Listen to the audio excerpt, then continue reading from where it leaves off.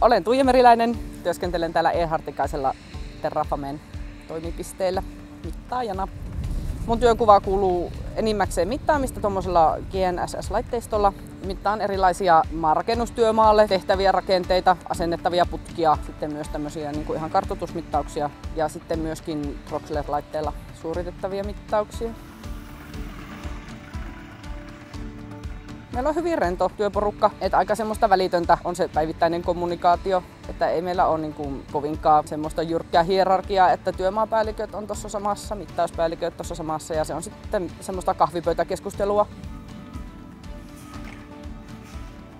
No suosittelisin semmoiselle reippaalle ihmiselle, että täytyy tykätä olla ulkona, koska ainakin oma työnkuva on hyvin paljon sitä, että tuolla ulkona mitataan ja tutkitaan. Ja täytyy myös omata aika hyvät semmoiset sosiaaliset taidot, että vaikka työtä sinänsä tehdään niin kuin yksilöinä, mutta sitten kuitenkin siinä on ne niin kuin tavallaan sisäisinä asiakkaina on ne kaivinkonekuskit ja muut, joiden työn jälkeen me sitten käydään valvomassa ja vahtimassa. Ja heillä on monesti niin kuin haasteita vaikka koneohjauksen kanssa, niin mehän siihen mennään sitten jeesaamaan. Että täytyy kyetä kuitenkin semmoiseen niin kuin normaalin kommunikaatioon ja semmoiseen asialliseen lähestymistapaan myös heidän kanssa.